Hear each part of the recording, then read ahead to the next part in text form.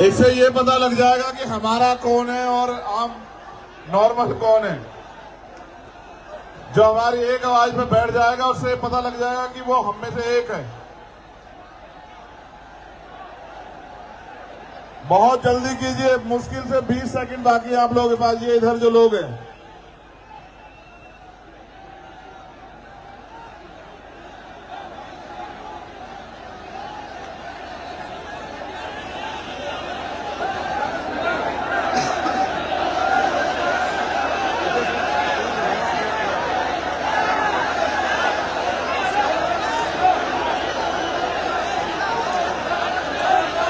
अब जो लोग पंडाल के अंदर हैं उनसे मेरा आग्रह रहेगा कि वो अपने मोबाइल की टॉर्च जलाएं, क्योंकि प्रोग्राम तो दिन का था, आते आते रात हो गई तो अब आपको ही रोशनी करनी पड़ेगी। आप जहां भी हैं अपनी मोबाइल की लाइट जला लें, आप जहां तक भी हैं, जो ये पता लग जाए कि हमारे लोग कहां कहां तक हैं। सभी लोग अपने मोबाइल की लाइट जलाएंगे जिससे कि ये पता लग जाए कि आज जालोर की धरती में हमसे प्यार करने वाले लोग कहां कहां से आए और कहां कहां हैं।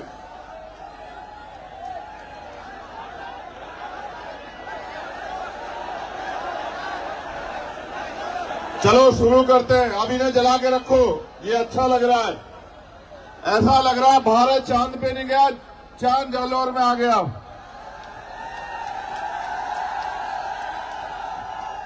मैंने सभाएं बहुत की हैं पूरे देश में,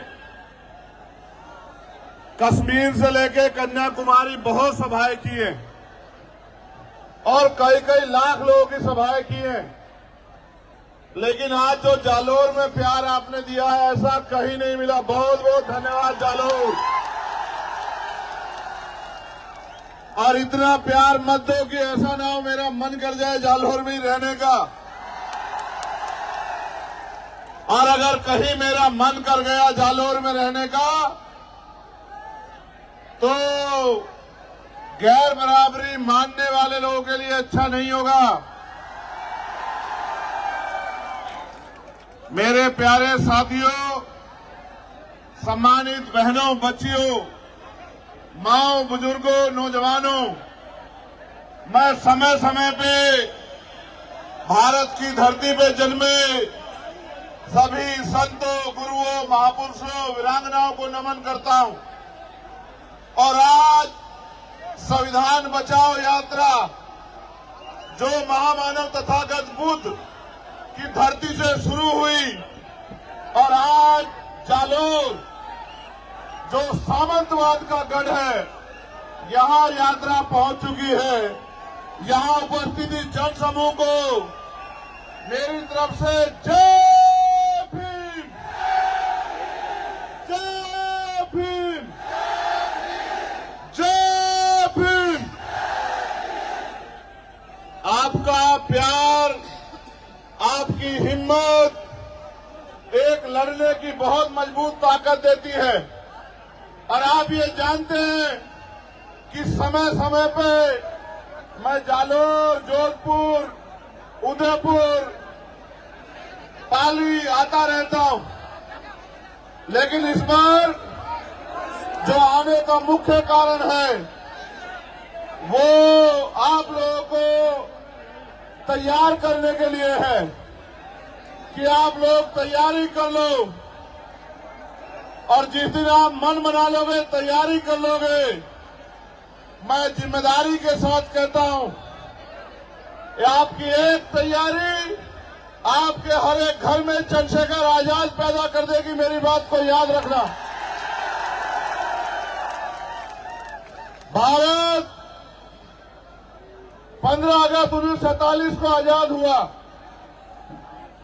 लेकिन इस देश के शोषितों को, वंचितों को, कमजोरों को, किसानों को, महिलाओं को अगर असल आजादी मिली तो वो मिली 26 जनवरी 1950 को, जब डॉक्टर बाबा साहब अम्बेडकर के द्वारा लिखा संविधान इस देश में लागू हुआ और भारत के हर एक नागरिक को समता, समानता, बंधुत्व, भाईचारे के साथ रहने का अवसर मिला। लेकिन एक बड़ी ताकत जो आपको मिली संविधान के जरिए, वो थी देश के हर एक बालिग व्यक्ति को वोट। देश आजाद हुआ, वोट की शक्ति से राजनीति में बराबरी आई। लेकिन क्योंकि देश में जाति के नाम पे, धर्म के नाम पे, सामाजिक स्तर पे, आर्थिक स्तर पे जो गैर बराबरी थी, उस समय की सरकारों ने उस गैर बराबरी को खत्म करने के लिए कोई अच्छा कदम नहीं उठाया। धीरे धीरे अमीर अमीर होता गया, गरीब गरीब होता गया और आज ऐसा समय आ गया है कि देश की 90% पूंजी 10% लोगों के हाथ में है और देश के 90% लोग 10% साधनों से अपने जीवन को जी रहे हैं। अभी अभी बिहार में जातिगत जनगणना के आंकड़े सार्वजनिक हुए। वो आंकड़े कहते हैं कि भारत में जो बिहार है, जिसकी अभी अभी जनगणना हुई, वहां 90% आबादी दलित, पिछड़े, आदिवासी और अल्पसंख्यक समुदाय की है। अगर राजस्थान में भी आप लोग जातिगत जनगणना करवा दो तो यहां भी आपको पता लगेगा कि यहां भी 90% आबादी दलित, आदिवासी, पिछड़े और अल्पसंख्यक समाज की होगी। अब सवाल यह है कि जिनकी आबादी 90% है, उनके हिस्से में क्या है। और इस सवाल को अगर धरातल पे देखो तो ये महसूस होगा कि ना उनको उद्योग है, ना उनके पास रोजगार है, ना उनके पास पर्याप्त नौकरियां हैं, ना उनके पास जमीन है और ना ही उनके पास और किसी तरह का साधन है कि वो स्वाभिमान सम्मान का जीवन जी पाए। ये स्वाभिमान सम्मान का जीवन मांगने से नहीं मिलता है। अगर स्वाभिमान सम्मान का जीवन चाहिए, इसकी कीमत चुकानी पड़ती है। मर तो राजस्थान में हम लोग लंबे समय से रहे हैं। आपको इंदुर मेघवाल याद होगा, आपको जितेंद्र मेघवाल याद होगा, आपको कार्तिक भील याद होगा, आपको ओम प्रकाश रेगर याद होगा, आपको नासिर जुनैद याद होंगे, आपको असगर याद होगा। इतने जुल्म, इतना अन्याय और न्याय मांगने पर लाठियां, झूठे मुकदमे, डर और तमाम तरह से जिस तरह भी से भी पीड़ित को डराया जाए, धमकाया जाए, पंचायत करा के, हल्ला मचा के, मैं लंबे समय से राजस्थान में देख रहा हूं। लेकिन मेरे साथियों, इसके लिए जिम्मेदार वो लोग नहीं है, इसके लिए जिम्मेदार है हम लोग। क्योंकि 90% आबादी होने के बावजूद भी और लोकतंत्र के आने के बावजूद भी राजस्थान में हमारी राजनीतिक हैसियत नहीं है। अगर राजस्थान में हम लोग अपनी राजनीतिक हैसियत बना लें तो ना तो हमें अच्छी पढ़ाई के लिए किसी के आगे हाथ फैलाना पड़ेगा, ना रोजगार के लिए किसी के आगे हाथ फैलाना पड़ेगा, ना अपने बच्चों के लिए बड़े बड़े हॉस्टल बनाने के लिए हाथ फैलाना पड़ेगा, ना हॉस्टल में सुविधा देने के लिए हाथ फैलाना पड़ेगा, ना बहन बेटियों की शादी करने के लिए अपनी जमीन गिरवी रखनी पड़ेगी या उधार लेना पड़ेगा, ना ही बीमार होने पे इलाज के लिए हमें किसी की तरफ बेबस लाचार निगाहों से देखना पड़ेगा। अगर आप अपनी वोट को जिम्मेदारी से ये तय करके कि अब आप गुलामी नहीं सहना चाहते, अब सामंतवाद की जड़ें काट के समता, समानता, बंधुत्व, भाईचारे पे स्थापित राज आप लोग लाना चाहते हो, तो मैं पूरी जिम्मेदारी से बात कहता हूं कि इस धरती पे जो आने वाला समय है वो सुनहरा होगा। सुनहरा मेरा वादा है आप लोगों से। इसलिए मैं आपसे अपील करने के लिए आया हूं, अगर आप चाहते हो कि फिर किसी जितेंद्र के साथ, इंद्र के साथ, कार्तिक भील के साथ, ओम प्रकाश रैगर के साथ अन्याय ना हो, तो आप अपने पैरों पे खड़े होने के लिए तैयार हो जाओ। जिस तरह से आज हजारों की संख्या में, मैं हजार नहीं कहूंगा, यहाँ की ताकत देख के लग रहा है कि लाखों की संख्या में जिस तरह आप यहाँ आए हैं, अगर आप अपनी वोट को संगठित होकर आजाद समाज पार्टी को दो, तो मैं गारंटी से कहता हूं कि किसी सामंतवादी में इतनी हिम्मत नहीं बचेगी कि वो हमारी बहन बेटियों की तरफ आंख उठा के देख ले, वो हमारे बच्चों की तरफ आंख उठा के देख ले। ये कोई मुश्किल काम नहीं है मेरे लोगों, ये बहुत आसान काम है। आसान इसलिए है कि पहले जब राजतंत्र था तो तलवारें चलती थी, भाले चलते थे, हाथी घोड़ों पे युद्ध होता था। आज लोकतंत्र में सिर्फ ईवीएम का बटन दबाना है। अगर आप अपने अंगूठे को तैयार कर दो और अपने साथियों को भी कह दो कि अंगूठा मजबूत कर लो। पहले सामंतवादी ये अंगूठा आपकी जमीन लूटने के लिए लगवाया करते थे, आज ये अंगूठा आपकी तकदीर बदलने के लिए लगेगा। अगर आपने फैसला लिया तो मैं जिम्मेदारी से कहता हूं कि आने वाला कल आपका होगा, आने वाला समय कमजोरों का होगा, किसानों का होगा, महिलाओं का होगा, नौजवानों का होगा। इसलिए मैं आपसे अपील करता हूं, एक समस्या भी मेरे सामने रखी गई है। मुझे बताया गया है कि इस क्षेत्र में पानी की बड़ी कमी है।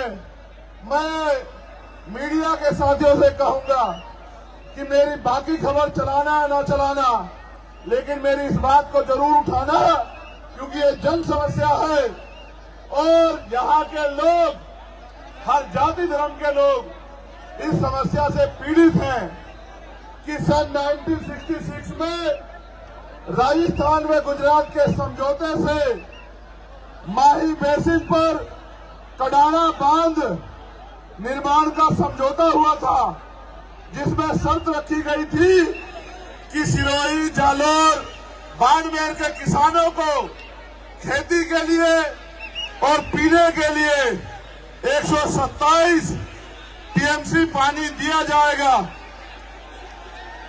कालांतर में बांध का निर्माण हुआ और 132 गांव बांसवाड़ा के डूब गए। 45 किलोमीटर का एरिया राजस्थान का बांध क्षेत्र में चला गया। 2002 में नरेंद्र मोदी ने सुजलाम सुफलाम की कच्ची नहरें 320 किलोमीटर की बना दी और अब पानी नहीं दे रहे, जो हक का पानी मिलता था, जिसका वादा हुआ था 127 टीएमसी पानी का। स्थानीय किसान संगठन ने जब 121 आरटीआई लगाकर उच्च न्यायालय गया तो पता चला 17 जवाई बांध पाली जितना पानी हर वर्ष बरसात में खंभात की खाड़ी के समुद्र में बहकर जा रहा है, लेकिन राजस्थान के पश्चिमी जिले को नहीं दिया जा रहा है।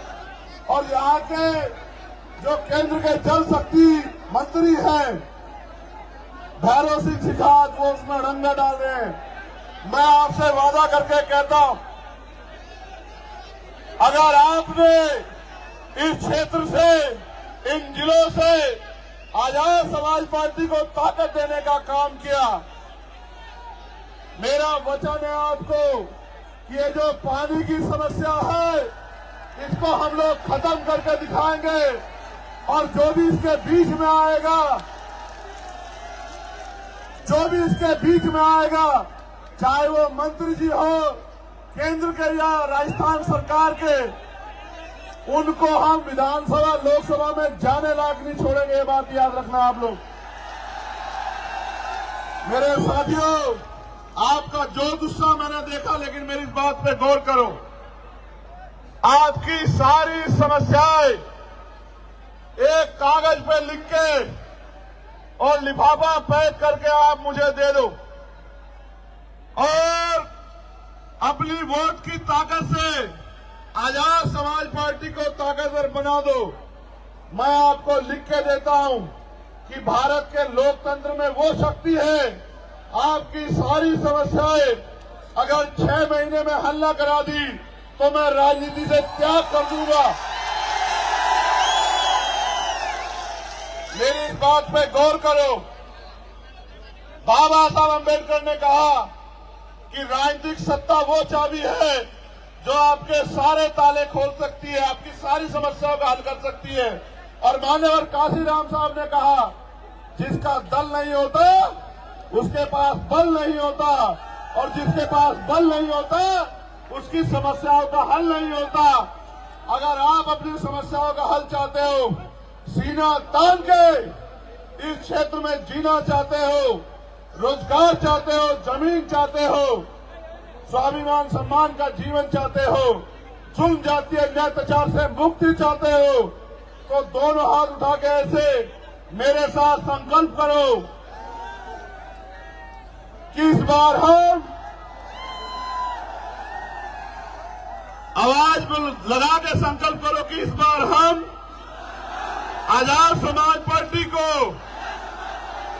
अपने क्षेत्र से जिताकर भेजेंगे, ताकत हिम्मत देके भेजेंगे। आप ये जानते हो।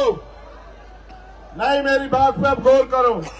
क्या कभी कोई ऐसा मसला हुआ जब आप पे आंच उठी और चंद्रशेखर आजाद ने आपकी लड़ाई ना लड़ी हो? पूरी जिम्मेदारी से बताओ मेरे लोगों। आपको पता है, जब मैं जालोर आया 4 बार मुझे यहां से उठा के यहां की सरकार ने दिल्ली भेज दिया, एयरपोर्ट से वापस भेज दिया। 3 बार गाड़ी से लेके गए, 1 बार लेके गए, मैंने उनको वहीं छोड़ा पुलिस के लोगों से, फ्लाइट से बैठा, फिर वापस आ गया। यहां के अधिकारियों ने मुझसे माथा पीट के कहा कि यहां के नेता जिनको ये वोट देते हैं वो उनकी तरफ देखना भी नहीं चाहते, आप किस मिट्टी के बने हो। मैंने उनसे एक बात कही, गौर करना, कि उनका उनसे राजनीति का रिश्ता है, मेरा इन लोगों से खून का रिश्ता है। खून कहीं रहता हो और खून कहीं से भी बहे, खून को खून की आती है। जब तक मैं इस क्षेत्र में, क्योंकि देश तो आजाद लगभग हो गया है, इस क्षेत्र में अभी सामंतवादी सोच के लोग सुधरने का काम नहीं कर रहे। आपकी वोट की शक्ति जहां हमें ताकतवर करेगी वहां उनको कमजोर भी करेगी, और जब वो लोग कमजोर होंगे तभी उनको समझ आएगा कि किसी कमजोर को सताया नहीं करते। पुनः मैं एक बार आपसे कहूंगा, अपने मोबाइल निकालें, जहां तक भी आप हैं अपने मोबाइल निकाल के मुझे एहसास कराएं कि आप मुझे कहां तक सुन रहे हैं।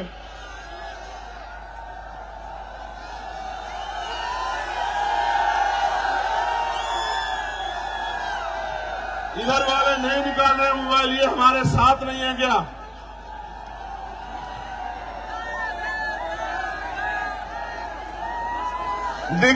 ये बीच में कुछ ऐसा लग रहा है कि बीच में लाइट है नहीं, ऐसा क्या है?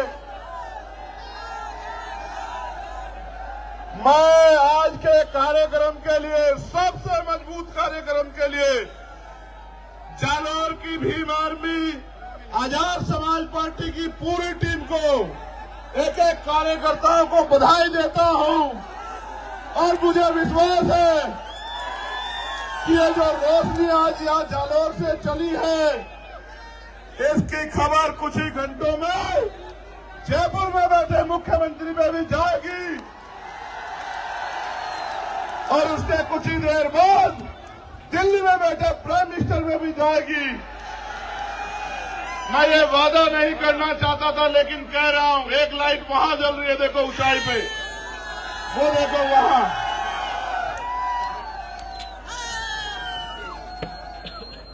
मैं आपसे वादा करके कहना चाहता हूं, भाई हूं, बेटा हूं, अपना हूं, मेरा खत्म हो जाएगा।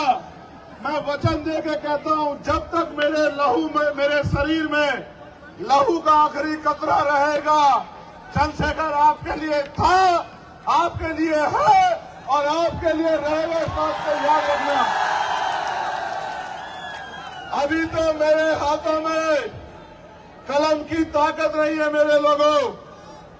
जिस दिन कलम की ताकत मेरे हाथ में होगी, उस दिन देखना आपकी तरफ उठने वाली हर एक को, हर आंख को आपके सम्मान में झुकना पड़ेगा। मेरा वादा है आप लोगों से। अगर आपने विधानसभा चुनाव में मेरी हिम्मत बढ़ाई, तो लोकसभा चुनाव में मैं आपके बीच रहूंगा। मेरा आपसे वादा, इस बात को अब याद रखना। पूरी हिम्मत ताकत से रहूंगा। पुणे, आप सबको बहुत बहुत बधाई। ऐ मेरे गरीबों, कमजोरों, शोषितों, पीड़ितों, एक नया सवेरा आने वाला है। उठो, जागो और अपने भविष्य का फैसला वोट की शक्ति से अपने आप करो। आने वाला कल ऐसी रोशनी आपकी जिंदगी में लेके आएगा, जैसी रोशनी आज आपने मेरे सम्मान में की है। बहुत बहुत धन्यवाद। अगर आप इसी उत्साह में रहोगे तो फिर बात कैसे रखी जाएगी, आप बताओ। आप अगर थोड़ा सा उत्साह थोड़ी देर के लिए कम करोगे और शांत हो जाओगे, तभी बात रखी जाएगी, तभी आप तक हमारी बात आ पाएगी। तो मैं अपने प्यारे भाइयों से, साथियों से आग्रह करूंगा कि वो जहां हैं वहीं बैठ जाएं, क्योंकि अगर वो बैठ जाएंगे तो अपनी बात को रखने में थोड़ा सा आनंद आ जाएगा, और अगर नहीं बैठेंगे तो समझ ही नहीं आएगा। कोई किसी को मत कहो, मैं उनसे खुद आग्रह कर रहा हूं कि वो बैठ जाएं। मैं अपने भाइयों से आग्रह कर रहा हूं कि वो बैठ जाएं।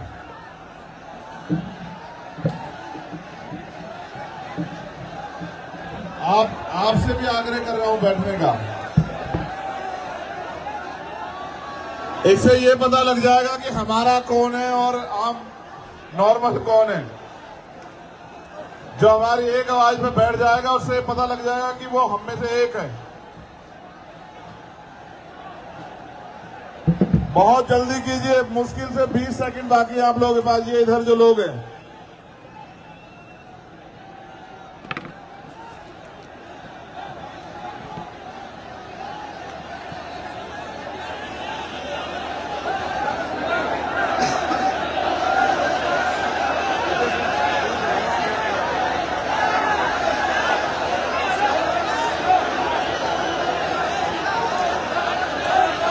अब जो लोग पंडाल के अंदर हैं, उनसे मेरा आग्रह रहेगा कि वो अपने मोबाइल की टॉर्च जलाएं,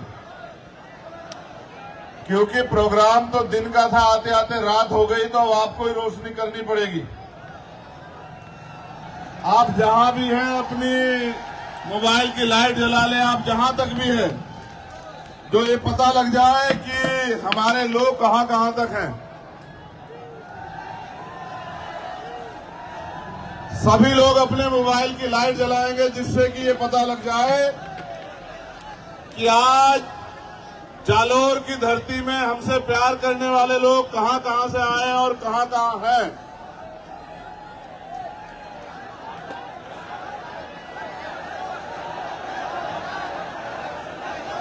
चलो शुरू करते हैं। अब इन्हें जला के रखो, ये अच्छा लग रहा है। ऐसा लग रहा है भारत चांद पे नहीं गया, चांद जालोर में आ गया।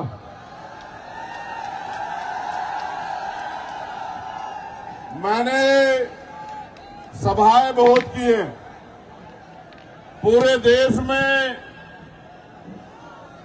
कश्मीर से लेकर कन्याकुमारी बहुत सभाएं की हैं और कई कई लाख लोगों की सभाएं की हैं, लेकिन आज जो जालोर में प्यार आपने दिया है ऐसा कहीं नहीं मिला। बहुत बहुत धन्यवाद जालोर। और इतना प्यार मत दो कि ऐसा ना हो मेरा मन कर जाए जालोर में ही रहने का।